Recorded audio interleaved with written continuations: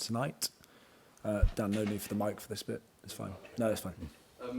What does what's the kind of holiday look like? What's the thing you're most looking forward to doing? Just family time and finding some quiet spot. It's got some water and some sun lounge and not too much movement. Will do me. Just mainly family time and just, like I said, time to reflect, not just for myself, but, for my wife and my kids. Just pretty chilled and laid back, and, it's one of those things where you probably don't realise till you stop how tired you are, physically and emotionally, and I'm sure that'll hit me Monday morning. You said that the support you had from the players in particular made what was a tough situation stopped it being even worse than we could imagine. But were there any times in the season where you thought, I think I might have had enough of this, and if so, who or what sort of brought you back from that way of thinking? No, I'm not wired that way. I mean, it's fair to say, and I've said it I love a challenge. So the harder it gets, But there were times this year when I thought, well, how many more challenges, particularly with our injury situation? I mean, it just seemed to be never ending, and the start of the year was a lot of sort of muscle injuries, and we were kind of trying to get on top of that and improve our processes. I thought we did that, and then all of a sudden we get guys, doing knees and ankles and all kinds of things, and I just felt, will this ever stop? Will this challenge get any greater than what it already has been? Because I've always felt that, at some point, if you get through the tough stuff, you hit some calmer waters, and it's all for a purpose and a reason. But there were just times, even right up to the final, when we lost, Decky after losing Matters and Lucas, I just thought, when will this end? But within that, I never felt like, this is just too much. Like I said, it's not how I'm built, and there was never any moment. I've said to a few people, even in the most lowest of times, I still had this thing inside me. We were going to do something special this year. I just really believed it, and you can ask, the guys in there, that every time we got hit with a sort of roadblock, the one thing I kept saying to them, it's just going to make the story better. So, and it has. Just in purely practical terms, when you're going off on holiday on Monday, doesn't leave a lot of time to have any talks with the club. But if things aren't resolved, will you be able to relax on that sun lounge by the water? Oh yeah, oh yeah. Oh, don't worry about that. I'm good at relaxing, mate. Come Monday, I won't have a care in the world. But I assume I'll have an indication at some point. Only because there's some serious planning to do more than anything else. But I won't have any problem switching off. George? Yesterday was enjoyed by so many fans. You obviously knew you were a manager of a big club, but when you see occasions like that, does it kind of reaffirm it? You kind of feel like you've awoken a sleeping giant?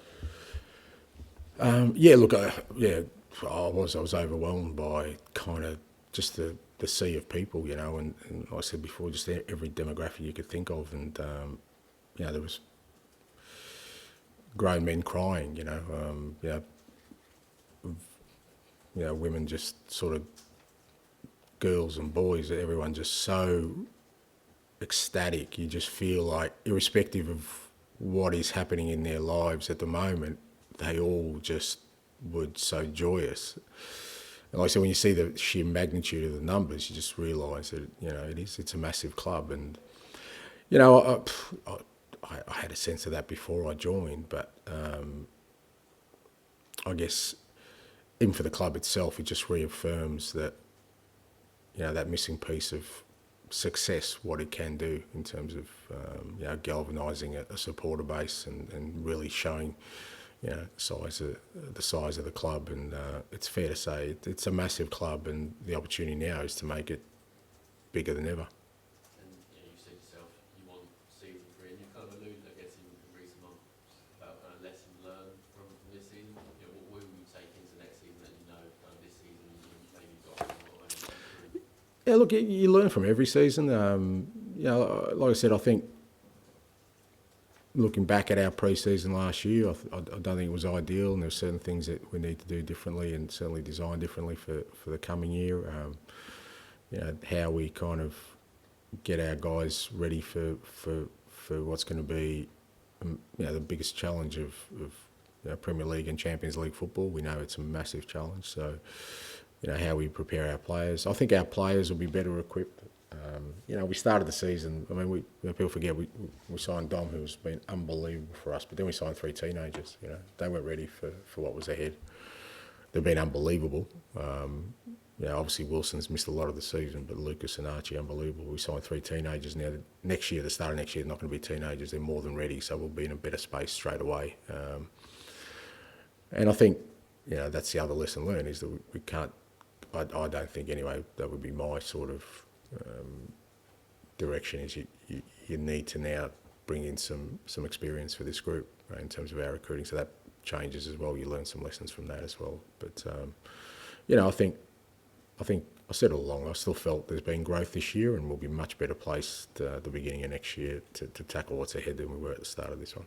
And just pointed out to me today, by some very happy Spurs fans and excited Spurs fans, the Champions League final for next season is in Budapest and Puskas Arena.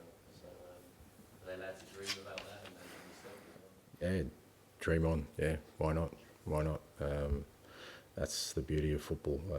You've got to dream. Ellis.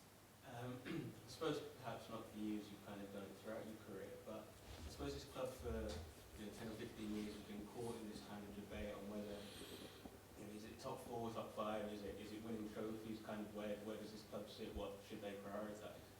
Was that kind of experience yesterday of going through that sea of fans helped to reaffirm the players, the club, the fans of what winning the trophy really means?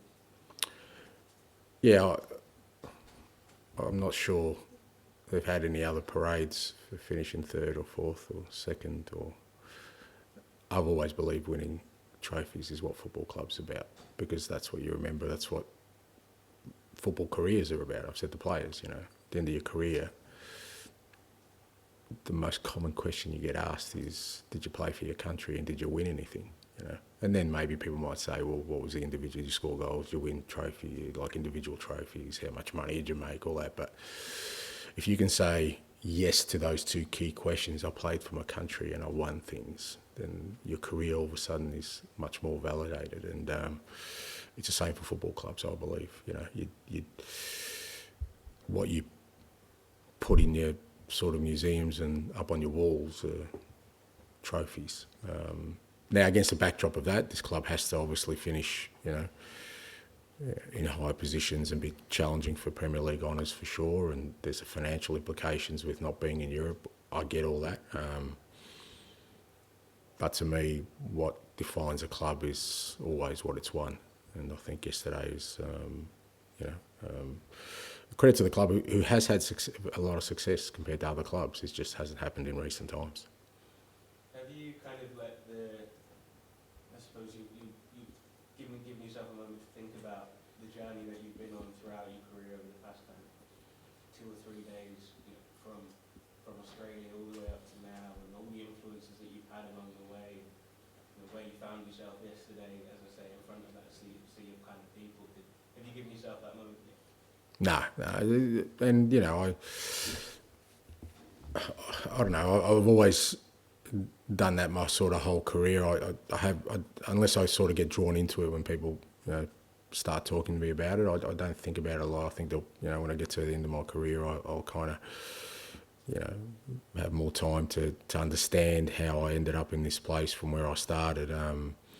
But I tend to sort of just leave the moments in sort of perfect periods of time. It's like I'll never rewatch Bilbao. I've never rewatched any significant game I've won in my career, because if I do, I'll start picking holes into the performance, and I don't want to do that. It's a perfect memory for me. I don't care. People might say we didn't play well. It doesn't bother me. For me, that night will stay in my memory forever as a perfect night. And then I kind of leave that, in its rightful place and move on to what the next thing is. But at some point, if you chart the course of my last sort of 26 years and beyond from where I started. It's fair to say it's a pretty rare sort of journey I've been on, and feel pretty lucky to have been on it. And you know, the goal scorer on the night, Brennans, he's had a kind of difficult journey this season, from earlier on in the season, you know, deactivating his social media accounts and stuff, and to where he came, obviously, in the final. Kind of, if you can, just kind of put into context, like, what his contribution means to the club, to himself, I suppose. Like, being able to deliver such a huge occasion after. Yeah, and you know, Brennan's kind of indicative of what I've been trying to build here. Is about, you know, people of character, people of resilience, and like you said, he hasn't had it easy, but it's been surprising to me because actually his contribution's been significant from the time we signed him. I mean, you know, you stack up his record since he's been here to any other winger, apart from Mo, who's a freak. And Brennan stands up, goals, assists. I mean, and that's what you need from attacking players, and not just in any games, in big games as well. And it's a credit to him. And again, fair to say he was one of the ones that's enjoyed himself the last couple of days, but rightly so. And I'm hoping that, you know, him doing that on such a big stage, that's just, you know, he comes back next year with, you know, as a mentality monster of, you know what, I know what it takes to win, and this is what I want again, and that feeds on to everyone else. I mean, that's hope. What you hope, you know, Wednesday night creates, is that all these guys have got a taste of it now, and you know, want more of it. Okay. Thank you very much. Thank you. Thank you. Thanks.